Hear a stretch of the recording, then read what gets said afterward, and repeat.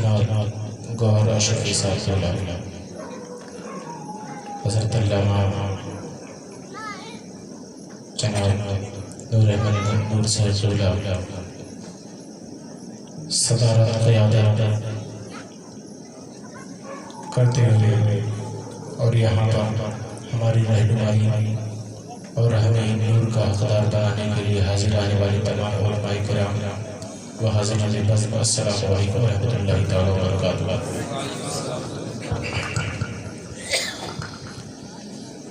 نحمده ونصلي على رسوله الكريم اما بعد فاعوذ بالله من الشيطان الرجيم بسم الله الرحمن الرحيم لقد كان في قصصهم عبرة لأولي الألباب صدق الله العظيم وصدق رسوله النبي الأمين الكريم ونحن على ذلك لمن الشاهدين والشاكرين والحمد لله رب العالمين آمين لا إله إلا الله۔ تمام تعریف اللہ وحدہ لا شریک محبت کے ساتھ آئیے بلا کسی تاخیر کے ہم تمام اپنے نبی کی بارگاہ میں اپنے غلامی کو ثبوت پیش کرتے ہوئے ہدیۃ الاتفاق پیش کرنے پر یہ باوض بلند اللہ صلی علی سیدنا مولانا صلو علیہ وسلم علیک یا رسول اللہ صلی اللہ علیہ وسلم۔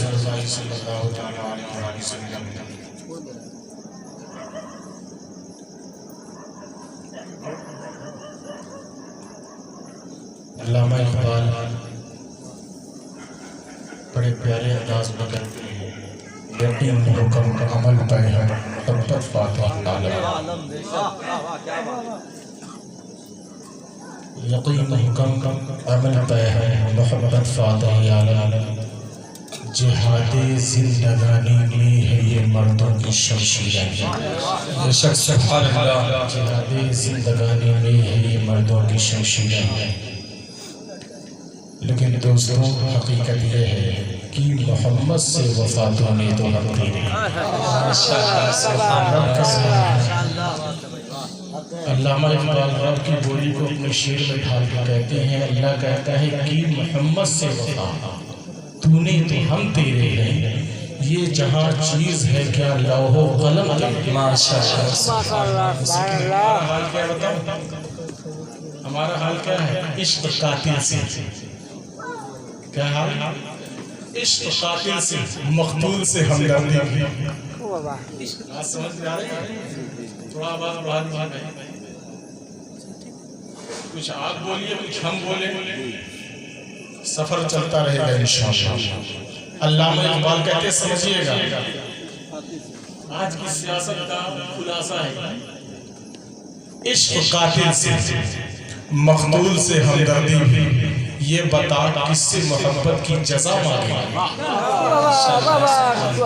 یہ بتا کس سے محبت کی جزا مانگے، اور سجدہ خالق کو ابلیس سے یارانہ بھی،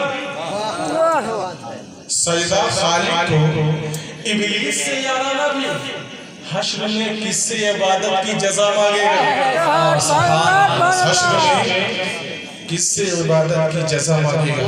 حضرات محترم جناب ادریسی صاحب، غلام نبی ادریسی صاحب اور ان کی رفقا نے اس محفل محبت کا انعقاد کیا، اور آپ لوگوں نے یہاں آ کر اس محفل محبت کو آباد کیا۔ سب کے لیے ایک ساتھ دعا ہے کہ اللہ سب کو شاد و آباد فرمائے،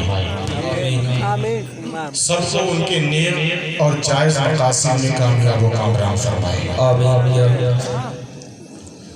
میں نے خطبہ مسلمہ کے بعد جس آیت کریمہ کو تلاوت کرتے ہوئے اپنے آپ اور اس بزم محبت کو رحمت حق کا حقدار بنایا، اللہ ارشاد فرماتا ہے، قرآن پاک کا 13واں پارہ ہے، سورہ یوسف شریف ہے، آیت نمبر 111 ہے۔ اللہ ارشاد فرماتا ہے لَقَدْ كَانَ فِي قَصَصِهِمْ عِبْرَةٌ لِأُولِي الْأَلْبَابِ۔ آسان سا مفہوم اس کا یہ ہے کہ اللہ صاف طور پر کہہ رہا ہے ان قصوں میں لَقَدْ كَانَ فِي قَصَصِهِمْ، تحقیق کی ان قصوں میں تمہارے لیے عبرت ہے۔ کس کے لیے؟ یہ اولی الالباب، سمجھ والوں کے لیے، عقل والوں کے لیے، ہوش مند کے لیے۔ اللہ تبارک و تعالیٰ نے کیا کہا کہ ان قصوں میں، کون سے قصوں میں؟ جو قرآن میں بیان ہوئے ہیں، جو قرآن میں بیان ہوئے ہیں ان قصوں میں اللہ تبارک و تعالیٰ نے کہا کہ عقل والوں کے لیے عبرت ہے۔ اور ایک بات آپ جانتے ہیں کہ نصیحت ان جملوں کو کہتے ہیں جس پر عمل کرنے کے بعد انسان کامیاب ہو جائے۔ میری بات تھوڑا توجہ سے سنیے گا۔ سیاست کا میدان اتنا بہترین میدان ہے، بہت سارے ابھی مولانا دلشاد احمد فیضی صاحب کہتے تھے کوئی عالم اگر سیاست کے میدان میں کھڑا ہو جاتا ہے، آ جاتا ہے، تو لوگ کہتے ہیں کہ مولوی کے لیے سیاست نہیں ہے۔ میں نے کہا بالکل غلط بات کہی۔ سیاست کا میدان ہر کسی کے لیے، کسی کے لیے خاص نہیں ہے سیاست کا میدان۔ جو ایماندار ہو، دیانتدار ہو، وفادار ہو، اس کو سیاسی لیڈر بننے کا حق ہے۔ اتنی کوالٹی کم سے کم ہونی چاہیے۔ جو ایماندار ہو، دیانتدار ہو، وفادار ہو، اور دیندار ہو تو سونے پہ سہاگا۔ دیندار ہو تو سونے پہ سہاگا، لیکن یہ تین کوالٹی ضرور ایک سیاستدان پہ ہونی چاہیے۔ اور آپ کو ایک بات میں بتاؤں، اللہ تبارک و تعالیٰ نے ہمیں دنیا میں بھیجا۔ اب آپ چاہے ایشور کہیں، چاہے پربھو کہیں، چاہے جو کہیں، ہم اللہ کہتے ہیں۔ ہمارا عقیدہ ہے، سب کا عقیدہ ہے، پوری دنیا مانتی ہے کہ ہمارا پیدا کرنے والا ایک ہے جس نے ہمیں پیدا کیا۔ اب آپ کو میں بتاؤں، اس نے ہمیں پیدا کر کے چھوڑا نہیں، اس نے ہماری ضرورتوں کی چیزیں بھی اس دنیا میں رکھی۔ اب کون کون سی چیزیں ہماری ضرورت کی ہیں، شارٹ لفظوں میں قرآن کے حوالے سے میں آپ کو بتا دیتا ہوں۔ قرآن پاک کا پہلا پارہ ہے، سورہ بقرہ شریف ہے، آیت نمبر 22 ہے۔ کتنا؟ آیت نمبر 22 ہے۔ اللہ تبارک و تعالیٰ قرآن پاک میں ارشاد فرماتا ہے، بسم اللہ الرحمن الرحیم، الذی جعل لکم الارض فراشا والسماء بناء وانزل من السماء ماء فاخرج به من الثمرات رزقا لکم فلا تجعلوا للہ اندادا وانتم تعلمون۔ صاف طور پر اللہ تبارک و تعالیٰ نے فرمایا، اے میرے بندو، میں نے ہی تمہیں پیدا کیا ہے، اور اب جان لو تمہیں پیدا کیا تو تمہاری ضرورت کی چیزیں دنیا میں کیا کیا ہے۔ بہت سارے لوگ یہ سوچتے ہیں میں اس کی ضرورت کے لیے ہوں۔ نہیں دوستو، دنیا کی ہر چیز ہماری ضرورت کے لیے ہے۔ اللہ صاف طور پر ارشاد فرماتا ہے، الذی جعل لکم الارض فراشا، اے میرے بندو، اس زمین کو میں نے بنایا ہے۔ اے مولا، یہ زمین کس کے لیے بنائی گئی ہے؟ لکم، تمہارے لیے بنائی گئی ہے۔ اے مولا، یہ زمین کس کے لیے ہے؟ تمہارے لیے ہے۔ زمین ہمارے لیے بنائی گئی ہے۔ کیا بنائی گئی؟ فرش، بچھونا بنائی گئی ہے۔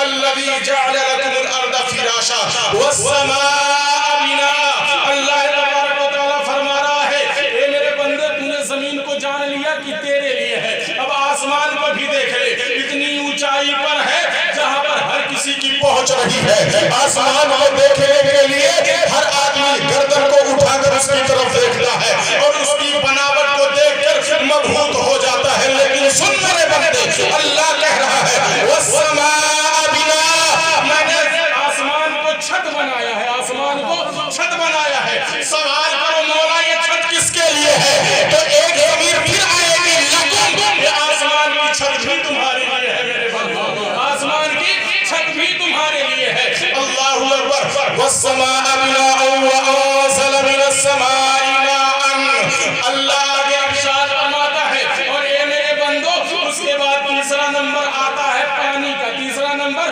پانی کا آتا ہے۔ آسمان سے میں پانی زمین کی طرف نازل کرتا ہوں۔ اے مولا، یہ پانی کس کے لیے ہے؟ پھر وہی جملہ آئے گا، لکم، تم لوگوں کے لیے ہے، تمہارے لیے ہے۔ پتہ کیا چل گیا مسلمانوں؟ اللہ تبارک و تعالیٰ نے فرمایا، زمین تمہارے لیے، آسمان تمہارے لیے، یہ جو آسمان سے پانی اتر رہا ہے تمہارے لیے۔ اے مولا، یہ پانی کیوں اتارا گیا؟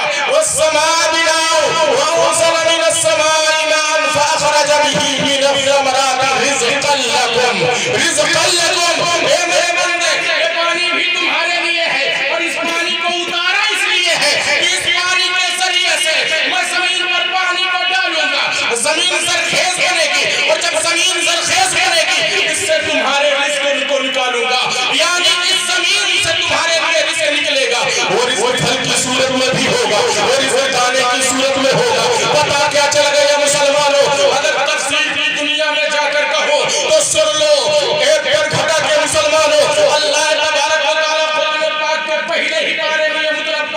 رہا ہے. اے میرے بندو یہ زمین تمہارے لیے بنائی گئی ہے, اے آسمان تمہارے لیے بنایا گیا ہے, یہ پہاڑ تمہارے لیے بنایا گیا ہے, یہ سمندر تمہارے لیے بنایا گیا ہے, یہ پانی تمہارے لیے بنایا گیا ہے. ہاں ہاں چاند تمہارے لیے ہے, سورج تمہارے لیے ہے, ستارے تمہارے لیے ہے, دنیا کی ہر شے تمہارے لیے ہے. اے مولا پتہ چل گیا کہ دنیا کی ہر شے ہمارے لیے بنائی گئی ہے, ہم کس کے لیے بنائے گئے ہیں؟ اللہ سبحانہ اسی پر توجہ چاہوں گا. زمین ہمارے لیے, آسمان ہمارے لیے, چاند ہمارے لیے, سورج ہمارے لیے, پہاڑ ہمارے لیے, دریا کی روانی ہمارے لیے, موجوں کی طوفانی ہمارے لیے, ہرے ہرے درخت ہمارے لیے, دانے ہمارے لیے, کھانے ہمارے لیے. ہم کس کے لیے ہیں؟ تو اللہ تبارک و تعالیٰ خود قرآن میں ارشاد فرماتا ہے وَمَا خَلَقْتُ الْجِنَّ وَالْإِنسَ إِلَّا لِيَعْبُدُونِ. اے میرے بندو میں نے تمہیں اپنے لیے ماشاءاللہ سبحان اللہ سبحان اللہ. نعرہ تکبیر, نعرہ رسالت, حالات حاضرہ کانفرنس, نعرہ تکبیر, نعرہ رسالت. سبحان اللہ. پتہ چلا کہ ساری چیزیں ہمارے لیے, ساری چیزیں ہمارے لیے, ہم خدا کے لیے, ہم پیدا کرنے والے کے لیے. اور کیوں اس کے لیے؟ تاکہ ہم اس کی عبادت کریں. اب ہر دھرم کا آدمی اپنے اعتبار سے عبادت کرتا ہے, وہ الگ بات ہے جو موضوع اس میں میں نہیں جانا چاہتا. لیکن ہر اعتبار, ہر فرد, ہر مذہب کا, ہر ملت کا آدمی اپنے اعتبار سے عبادت کرتا ہے. عبادت ہونی چاہیے.